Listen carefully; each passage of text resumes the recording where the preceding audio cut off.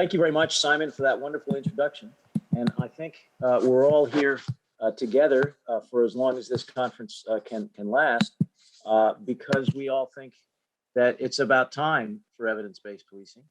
Or put another way, when we think of evidence-based policing, it's really about time. Some people say it takes too much time to do evidence-based policing, we can't wait. I would like to put it the other way, that you can't buy the time to do what's important in policing unless you're using evidence-based policing to the fullest. And about the time for policing being allocated based on evidence, the argument I want to make is that we can all put more time into reducing the high risk of high harm and less time into managing low risk of high harm in order to create the time to target the high harm and make all the communities in all of the democracies around the world safer places. So how do we do that? Well, with evidence-based policing, using especially the triple T of targeting, testing, and tracking to focus on the highest harm targets with the most effectively tested tactics and the tracking to make sure that those tactics are being used. So to target selectively for highest harm, we have to have a common currency that I want to talk about, the crime harm index. To test whether our tactics work, we need to be skeptical and rigorous in looking for the biggest effects and choosing those that are most effective, not necessarily the most popular. The tracking that we do for the key facts of what's being delivered in policing and how it affects crime trends is something that needs to be done much more systematically. And if we do it, we will find, again, we'll have more time to do the most important things as measured by a common currency. You need a common currency, really, to use the triple T in a holistic way to manage not just one problem at a time in police agencies, but to deal with all of the problems simultaneously and to balance the resource allocation across those different problems. So if you were trying to judge the effectiveness of your police tactics in different currencies, Australia, New Zealand, or US dollars, you'd have a lot of trouble figuring out what's the best investment overall for your resources. But if you use the same currency, and definitely not just the raw count of crimes in which all crimes are not created equal, what you get is the opportunity to use a common currency of not 800 crime categories, some going up, some going down, others remaining flat, but one total measure of harm severity. The number of days of imprisonment has now been agreed by default by many different countries around the world as the way of measuring the harm from crime that's reported to the police on the basis that, in theory, all crimes are punished at the level that is prescribed in each country for those crime categories. So what countries are we talking about? Well, we started using the crime harm index in the United Kingdom. Canada developed it very early, right across the country. Western Australia has developed and used it in your world, and New Zealand very much the same. Sweden, Denmark, they all have systems for giving a different weight to each type of crime. For example, if the sentencing guidelines for murder say you should be in prison for 10,000 days, that would be the weight for every murder that happens in computing a crime harm index. And if it's 365 days in prison for a burglary, that would be the weight. So if you take that approach, what you get is a free ticket for admission to using the triple T so that you can compare apples with apples. And you can get a free webinar on understanding how the crime harm index works at this website link that I have here, and which you'll have when you get access to the slides from the Society for Evidence-Based Policing in Australia and New Zealand. There's also an article in the Cambridge Journal of Evidence-Based Policing that lays out actually a separation of proactive policing generating crimes from victim-generated crimes so that we have a more robust measure of how safe a society is from the standpoint of the people reporting crimes to the police. And just to use this concept, the crime harm index, to illustrate the three T's, in Western Australia, a few years back, we looked at the domestic violence couples by the crime harm index for a 5-year period and found as expected, because this is the same distribution you see in multiple police agencies in the UK where the same study has been done, the highest harm 2% of known domestic abusers produce 50% of the total crime harm index days of recommended imprisonment. The lowest harm, 75% of the couples, only account for 9% of the crime harm index days. And that's the kind of difference between where resources can be invested with huge impact on harm versus where many resources are invested with basically no measurable effect on the level of harm. The measurable effect comes from the second T. It comes from testing. And here is a graph that we generated at the Australian National University back in 2000 in an experiment with the Australian Federal Police on reducing youth violence through the use of restorative justice conferences for people under the age of 30. And violent offenders under the age of 30 in that solid black line saw almost a 30% reduction in the frequency of their crimes. We didn't have a crime harm index then, but frequency was about as good as it gets. And as you can see in the dotted line, the comparison group that was picked by lottery and very similar to the group that got the restorative justice conferences, the comparison group got prosecuted in court, and maybe the offenders didn't show up and maybe nothing happened, but their frequency of offending went up 21%, while the people who got the restorative justice conferences face-to-face based on the New Zealand model was it's a 29% reduction spreading out over the next 2 years. So that's what testing looks like in the world of evidence-based policing. And there are now hundreds, 300-400 trials being completed at the moment and more in flight to understand about how we manage crime in the same way clinical trials do in the management of diseases such as COVID.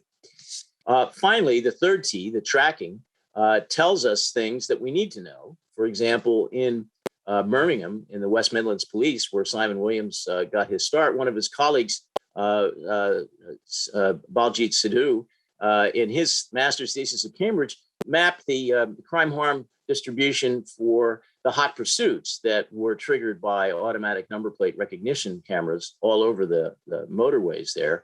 And he found that basically the people that were being subjected to hot pursuits were far less harmful in terms of the reason why they had the ANPR flag up for recognition by the cameras.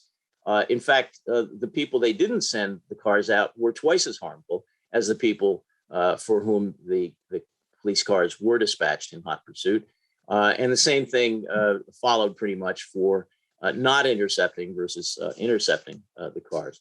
So with that kind of information, you can make corrections like putting the crime harm index value in front of the dispatchers who had no clue as to the different levels of harm other than reading the words. But to give them an actual number of the harm level would be a very useful solution to impose in response to this kind of tracking information. So evidence-based policing is clearly a tool that can help you with one of many strategies that you can use in policing. Reducing crime harm is a strategy. It's not the evidence-based policing tool itself, because evidence-based policing can support other strategies, such as recruiting more diverse police forces, for example. And good evidence has been used in a number of places to accomplish that goal by using the same kinds of triple T methods that for most democracies can be applied with the highest priority to the reduction of harm. And I think the key strategy for focusing more time on harm is to be able to use evidence-based policing in a way that identifies the most harmful, but also identifies areas in which police do not need to invest so much time and can invest less time to make time to go after people like Gary Allen, a double murderer recently convicted and sentenced in the UK. He's been known to authorities as a violent person since the age of 8, massive problems as a teenage offender. And now, according to courts of law, he has murdered at least 2 women, probably others. They're using now his DNA sample to look for other possible cases. But the main thing is he's now off the streets in a life term imprisonment. And you can read about it at this BBC story or the Times story. What he did in 1997 in murdering a sex worker named Samantha Class was to concoct a story that he had just left her, and despite the fact that they had had sex, he didn't kill her. And the jury believed him and let him off, and he couldn't be re-prosecuted even after a police investigation undercover found that he had admitted the murder of Samantha Class.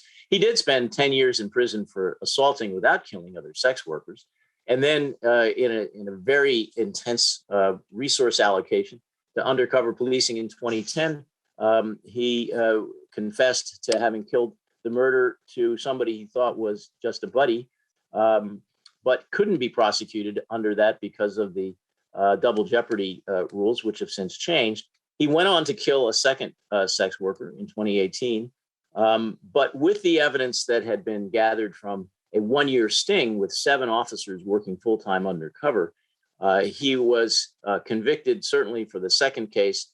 And we give all credit to both the Humberside Police, which undertook this sting, and the South Yorkshire Police, which did the investigation to put him in prison for the second time around. Now, how does evidence-based policing contribute to getting somebody like Gary Allen off the streets? Well, I think we have to be clear that in his case, all credit really goes to the professional judgment of the investigators who followed this fellow up after he was acquitted for the murder in Humberside, and he was convicted in Plymouth, the other side of the country. But when he came out of prison, they were on it, and they could launch this undercover investigation. The question is, how many other Gary Allens are out there?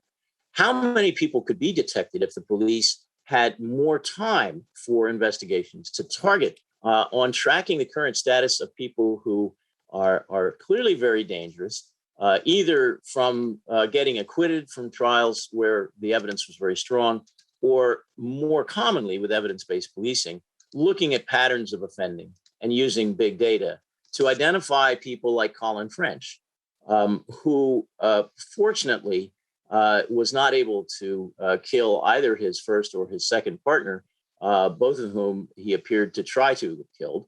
His first partner was in bed asleep when he set the house on fire. She got out alive. He served 6 years in prison, and he got on license for life. And he married Sharon French at age 2014. He abused her. She left him.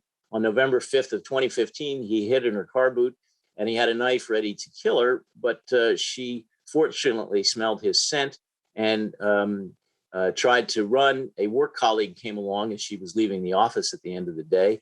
And he managed to slow this guy down so he didn't kill his second wife. He was sentenced, Colin French was sentenced in 2016 to a sentence that requires parole board approval. As far as we know, he's still behind bars. But the question about this case is, what was the status of Sharon French from the standpoint of police resources? How much time was put into monitoring Colin French to see if he had a new relationship, if his new wife knew about the prior case of what he did to his first wife? Was he on a local policing watch list of the domestic abuse or safeguarding unit? How much investigated time or safeguarding time was going on? What kind of strategy for those kind of people is needed? And how do the police find the time to put in more time for the high risks of high harm by making time count in everything we do? And I think one good way to answer that question is to look at what the Kent Police have been doing with their innovation task force for the last 4 years, led by academics associated with Cambridge and others who aren't, but certainly people who are making big changes as a result of evidence-based policing, not to do the research, but to make the change. And I want to give special thanks to 2 Cambridge students who are also leaders in the Kent Police innovation work, Stacey Rothwell, who's just finished her master's, and Kent McFadzean, who's our PhD candidate, just about done with that dissertation and an alumnus of the New Zealand Police. Very glad to have both these talented people contributing to these 3 examples of how evidence-based policing can make time for focusing on higher harm policing. So in this first experiment, the idea was to use the telephone rather than the police car to allow a caller to have a conversation with a police officer who can say the same things on the phone that they might be able to say in person. So the question is, what happens when the police ask callers if they would like to speak to a police officer immediately on the phone or wait for a police car to arrive, which could be many hours, which they are told is the case, or not even have any certainty about when they might be arriving. So this is not something that was tested on all callers to 111 in Australia or New Zealand and 000 in Australia, if I have it right. The class of call was something that was not immediate. It was called high priority, but not immediate. So nobody's being threatened. There's no weapons on display. There's no people seriously injured. These are cases in which the vast majority were threats, and people were worried about the fact that they'd been threatened at a pub or at the workplace or someplace else, or subject to harassment, or possibly they've been assaulted or there's been a dispute, but the offender is not with them at the moment. And so they really just want to talk to a police officer. And that's what went into this experiment with a test design of what's called RTREC, or the Rapid Telephonic Response to Emergencies and Other Calls. The triage system decided whether the call was eligible. And after an initial assessment, 73 of them off on the left were excluded from the experiment in 25 cases because the caller said that they didn't want to go ahead with talking to an officer on the phone. They wanted to have an officer come visit them in a police car, or because there was no officer available to talk to them on the phone. So those cases were excluded before the assignment of the projected 450 cases to two groups, 225 in control and 225 in treatment. Now, the control group had business as usual, which is a kind of mixed bag of attending by having the car come to the scene, making an appointment to see a police officer at their home or in a police station, handling it eventually by phone call, or any other kind of resolution without deployment, the RWD. But the treatment that was being tested, the experimental treatment, was to have the call go directly to a police officer who is ready to talk with just audio, not video, just audio, standard telephone line. Before COVID, that was all the police could manage with the IT. And with the immediate response on the phone, there were, in all but 2 cases, resolutions reached without sending a police car. But look at the speed with which the cases were resolved. In the case of the telephone treatment, 100% of the cases were resolved within 4 hours. So in some of those cases, the police officer who had the conversation with the caller would have said, let me get your number and call you back after I just check on one point or another. And back and forth, whatever it took to get the job done, it was all done. 100% of those cases were done within 4 hours. That's the top line. Now look at the bottom line. That's business as usual. That was the length of time. As you see, you're getting up to 25% of the calls resolved within 24 hours. Only 1 in 4 of those calls getting resolved within 24 hours. By day 2, you're up to 60% at the end of 48 hours. And you're up to 80% 4 days later, but you still haven't resolved 100% of those cases, which after 4 days still compares unfavorably to the resolution to the satisfaction of the victim after just 4 hours for the telephone response. So this is what you can learn from a randomized trial about what's the effect of saving time by having a police officer talk on the phone to the victim rather than sending a police car. How much satisfaction the victims had with that telephone response is the immediate and indeed answerable question in the short run. By looking at this difference in deployment of 2 hours and 5 minutes on average when the police did respond to the scene versus 1 hour and 18 minutes total contact time on average in terms of the work of the police officer. So we see that we're saving at least an hour for each call being handled by telephone rather than sending a police car. And probably more than that when the final calculations are done. So these are all preliminary findings, not yet published by Stacey Rothwell and Kent McFadzean and others at the Kent Police. But it's clear that this is a way of making time. The question is, are the victims happy about it? And the best way to find that out is to call them and ask them those questions, to ask whether they thought that the service was something they were satisfied with or not. And this experiment started about several weeks before the pandemic lockdown in 2020. During that time period, the response of the victims called some 10 days, 2 weeks later, was in the 80%.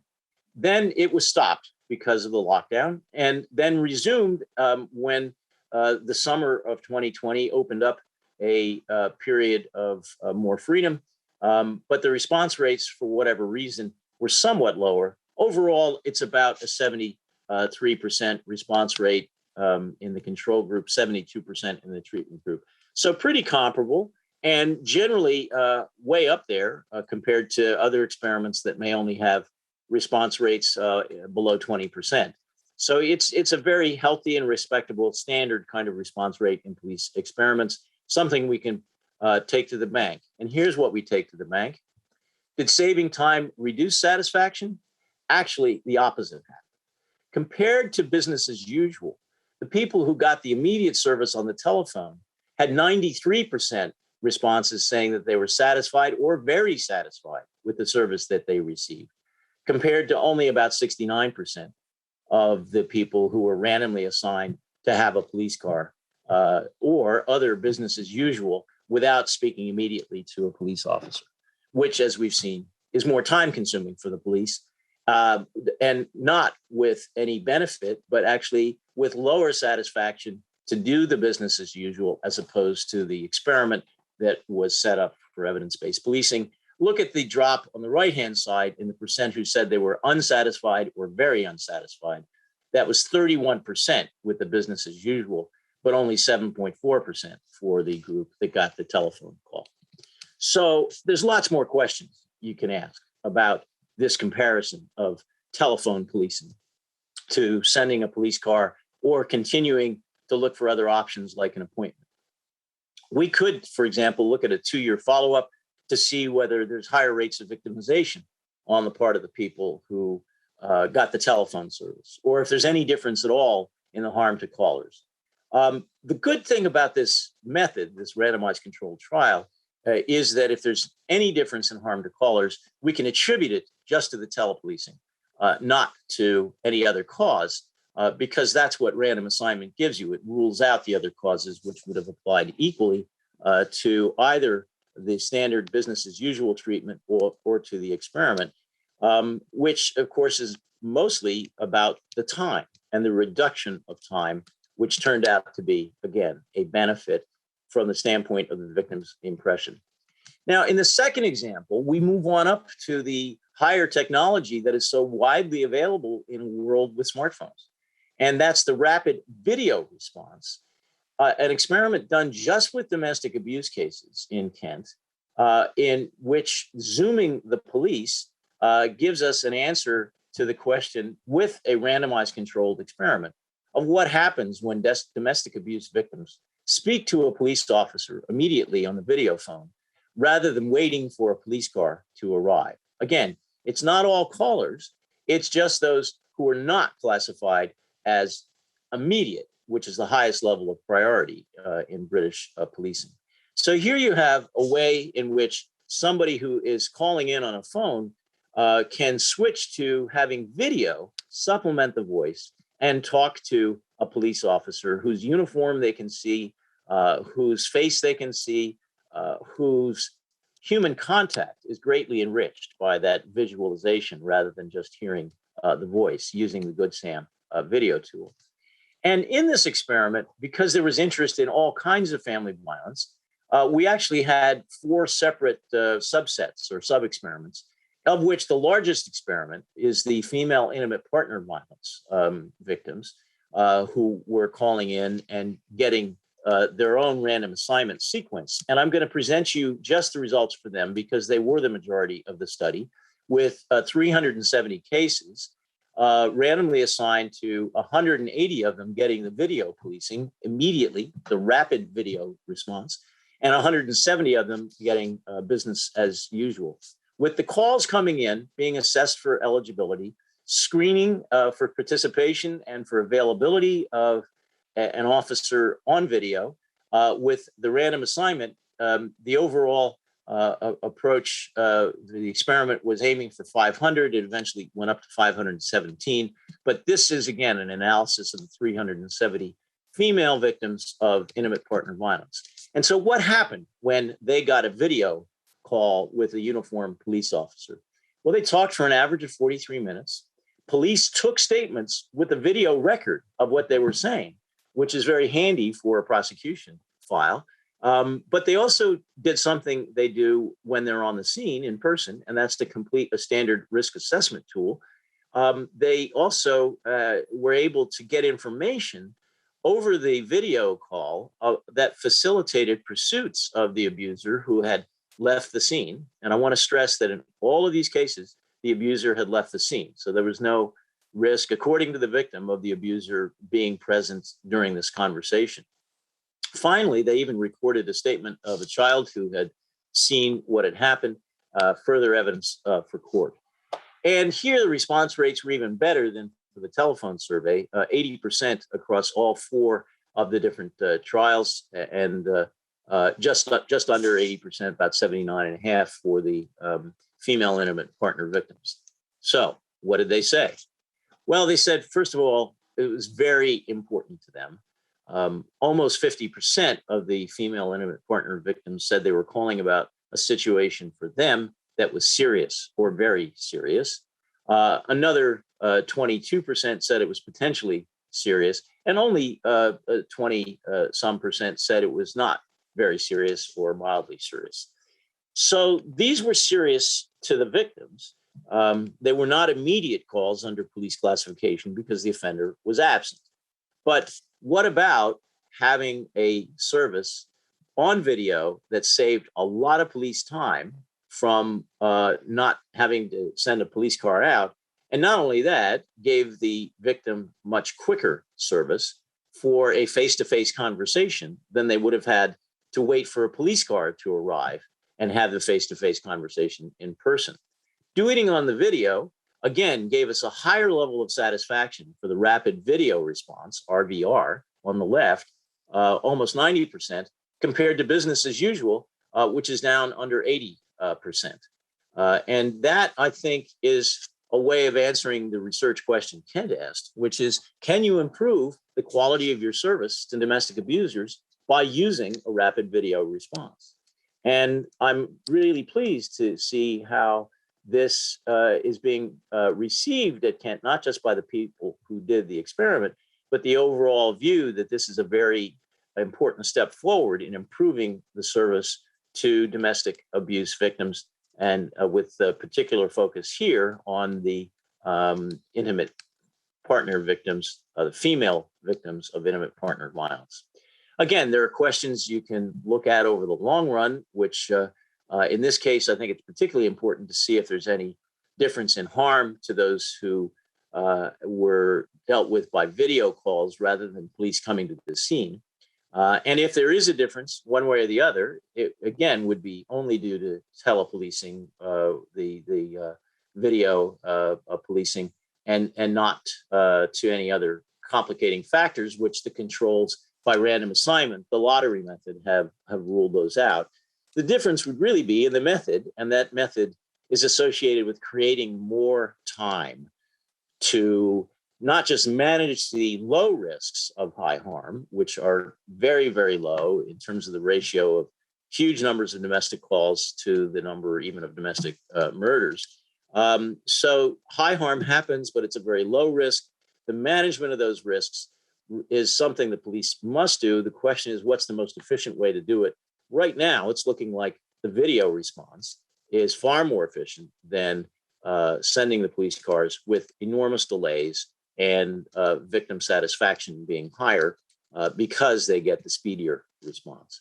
Which takes us to the third example of how massive amounts of time have been saved by the Kent police for working on high harm, high risk cases with the time that they've been able to save by not investigating crimes that aren't going to lead to a sanctioned detection, aren't going to lead to a prosecution or even into any kind of disposition that says that the accused offender was actually guilty and should be held legally accountable.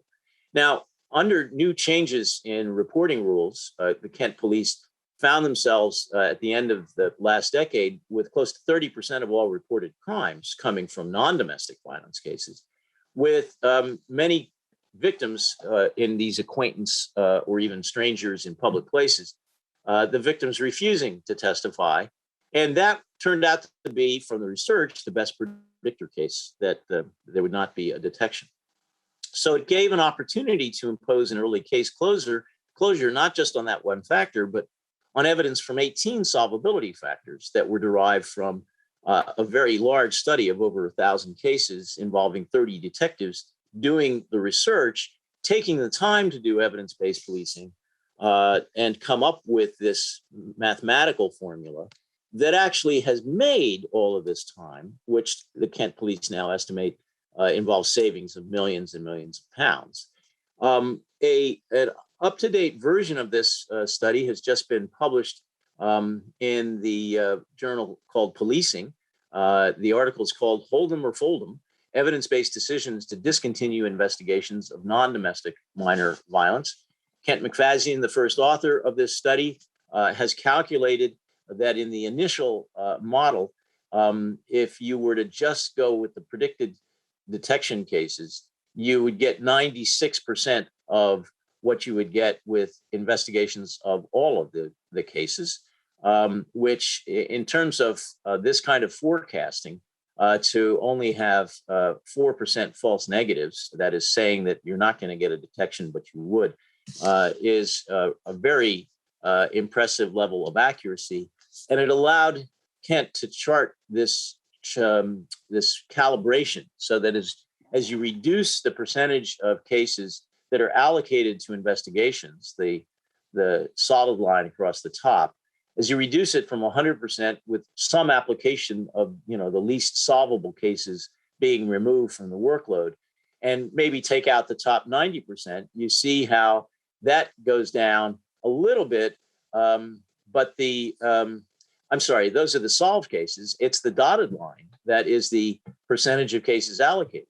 So if you cut the percentage cases allocated down to 50%, you still see what you're looking at the top. And in a later model, what he was able to do is to show that closing half the cases early would result in, of course, 50% fewer cases to work on, but only 5% of the detections would be lost, or about 8 cases per 1,000 common assault investigations.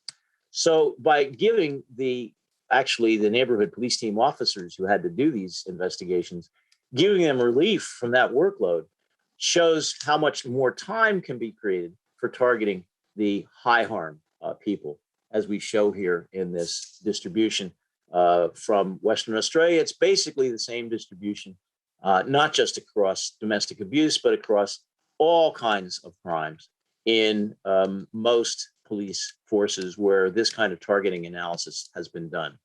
It raises the question about strategy and the percentage of all police time that should be put into proactive investigations versus reactive investigations.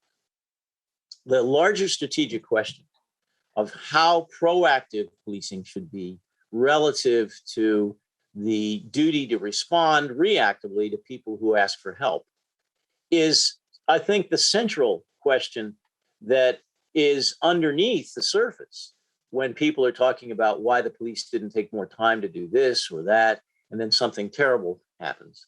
The question ultimately is about the role of police as responders to something that has happened and people need assistance, and potentially there can be a prosecution, although in most cases, in most democracies, police don't prosecute anywhere near a majority of offenders who have caused the harm.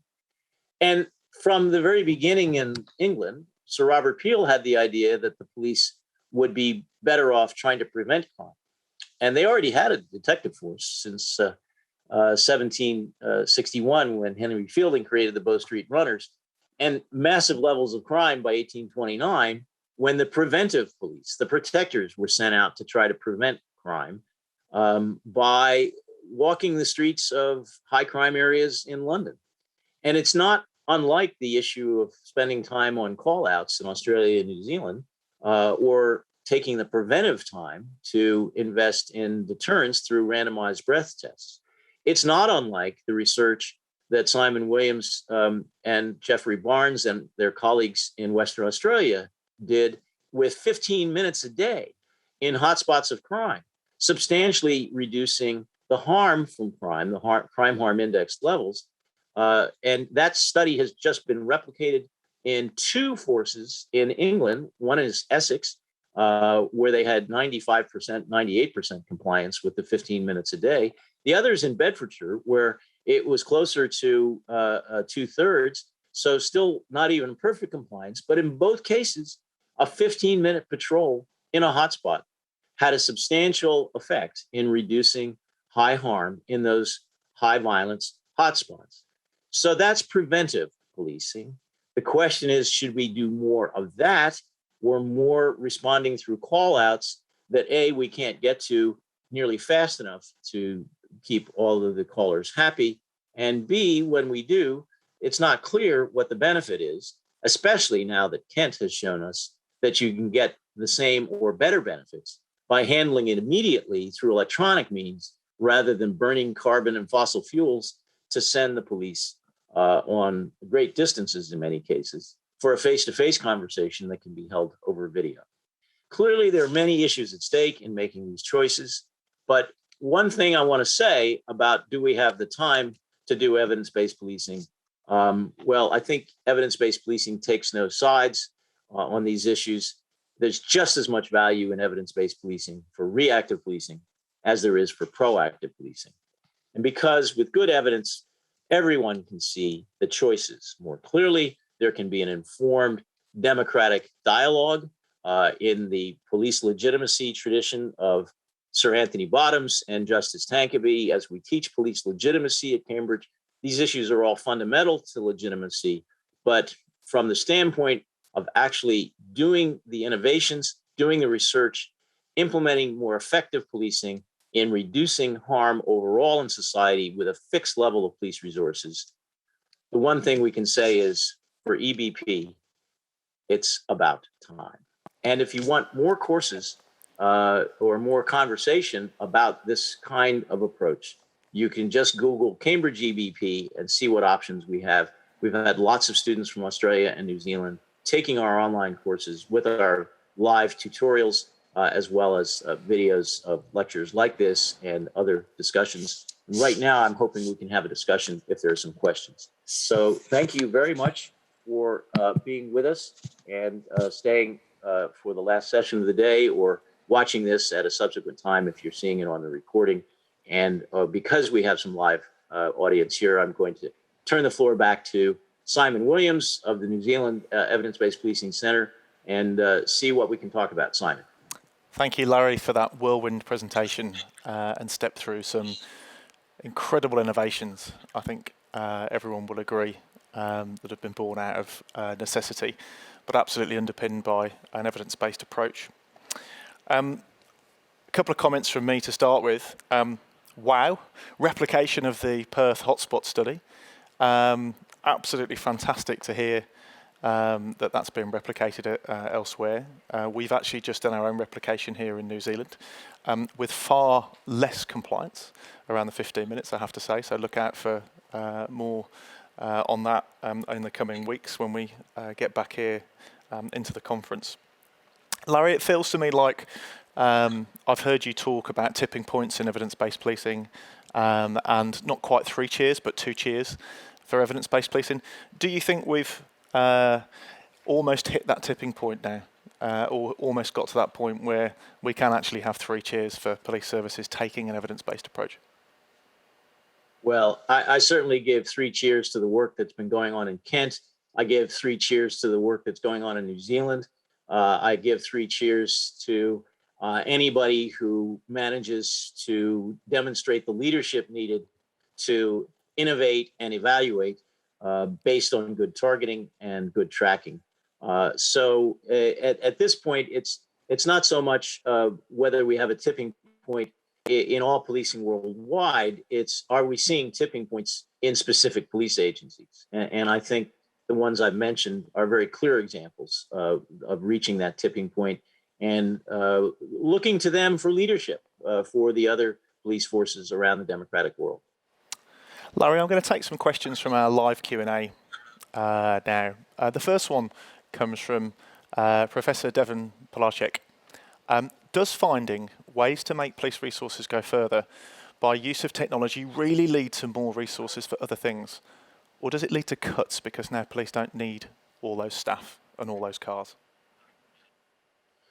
Well, I think that's a prediction rather than a statement of fact.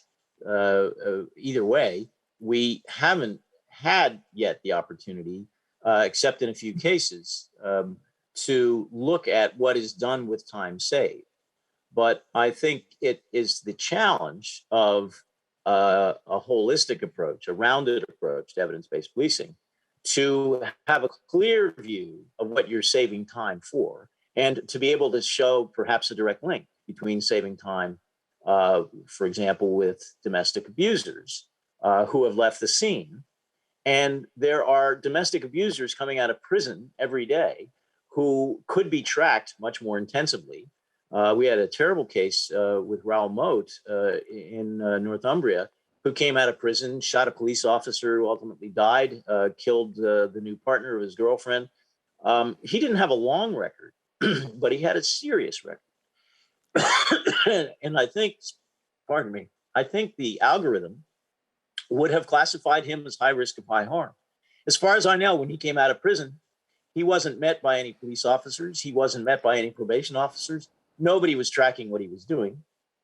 And now the Ministry of Justice is doing a randomized trial with polygraph examinations of serious domestic abusers coming out of prison to ask them if they're breaking the terms of their license, beating up their victims. That may or may not be an effective deterrent, but it's a good sign because it points us in the direction of thinking about investing in the management of high harm offenders with much more intensity than had been thought possible. In a way, it's the other way around from the questioner saying, aren't we going to cut resources if we find ways to save time? What happened in Britain in 2010 was a new government came in and vowed to cut police resources 20%, which they did.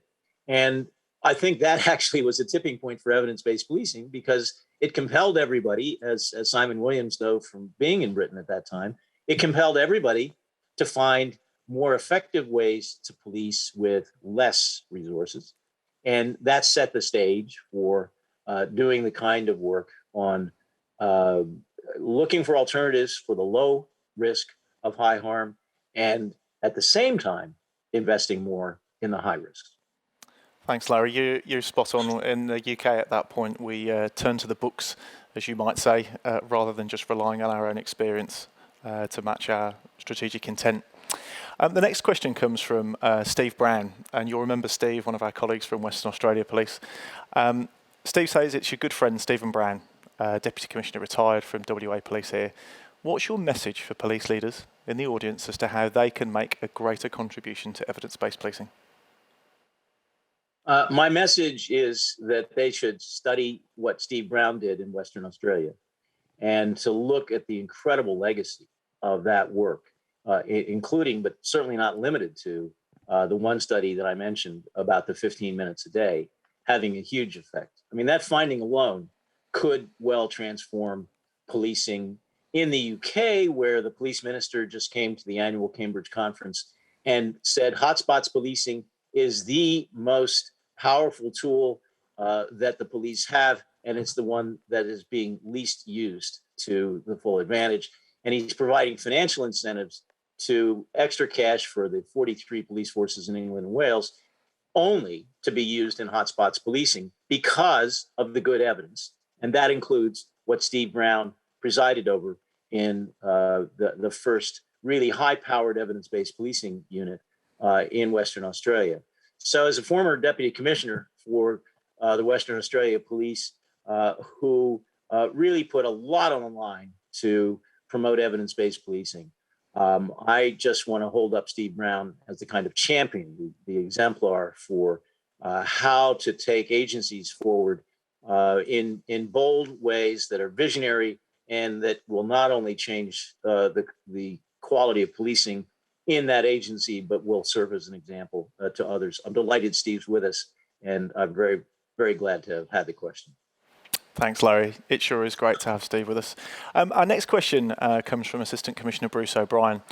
Larry, what do you think the future holds for evidence-based policing globally in a post-COVID world of policing? I think the COVID issue is extraordinarily complicated and full of surprising benefits.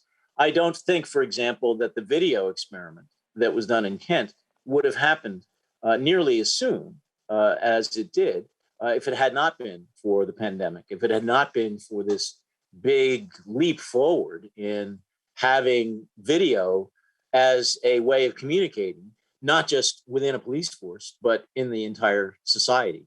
And so we're seeing even academic work conferences. Now we're having the biggest ANZSEPP conference ever because of that kind of impact of COVID. And to the extent that we can do a lot more with video communications and just save time in terms of travel for face-to-face service to clients, I think what we see in the rapid video response experiment in Kent is just the first of many profound changes that are in store and may happen almost by spreading wildfires, if I may use that analogy. When people hear about this, they can embrace it and adopt it. There are other implications, of course, very grave threats to police legitimacy by having so much proactive contact over what seems to be such a low risk of high harm, as in spreading the coronavirus in open spaces. So I think patrolling the beaches to get people out of the fresh air and to push them indoors where they might have more exposure to COVID is not a good look for police. And there's going to be a whole generation of young people who are really annoyed by having their outdoors. Even the parks in London, which the Met was very careful not to overuse when they did have pictures of police telling people they couldn't sit on a park bench. They had to get up and move along because that was the letter of the law in the first lockdown. That hurt. And we need to be mindful of the sort of rational basis for the objection to what the police aren't deciding. It's the politicians who are deciding it. But I think it does suggest that we need to have a lot more dialogue about harm, about how much harm a police task, a decision to have a full enforcement policy, how much harm it can prevent, and whether there are better ways to prevent that harm.